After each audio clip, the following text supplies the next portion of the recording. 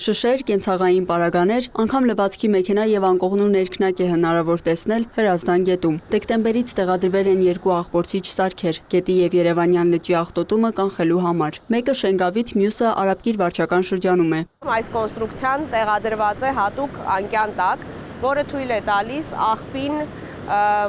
ջրի հոսքի հետ մեկտեղ իրեն հրել, այս կոնստրուկցիան աղբը հրում է դեպի այն փոսորակը, որը տեսակ, որտեղ տեղադրված է ցանցը, որը հետևապես լցվելուն պես, այսինքն իրականացվում ենք նաև մոնիտորինգ։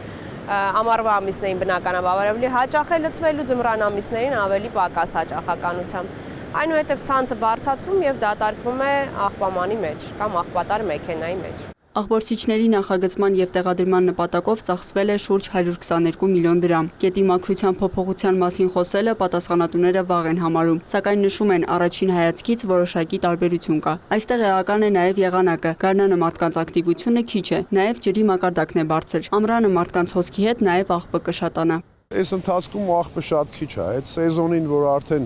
տաքեր ընկնում է, այդ վաղտը աղբը մի քիչ շատանում, հիմա քիչ է։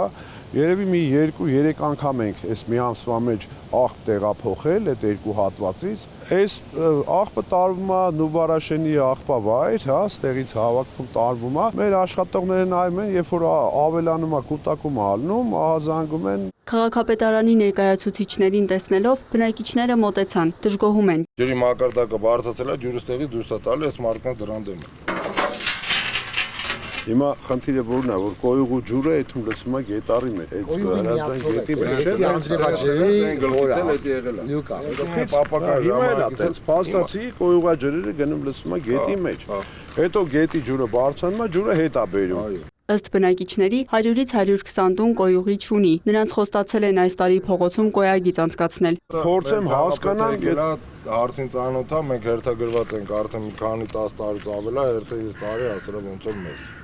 Շատ լավ։ Որ այս տարի պետք է գան վերևը կանալիզացիան քաշեն, մեկ օբշի ընդհանուր մագիստրալ լինի, սաղից միանան կտեղ, այս մարդիկ էլ այդ խնդիրից վերանան բան, բայց տենակ ինչքանով է իրական։ Այս աղբավորսիչը իմ իրավասության ներքո է, հա, ես հա գալու եմ այդամ, եթե հետագայում խնդիր կլինի, խնդրեմ դիմեք, բայց այս պահին ձեր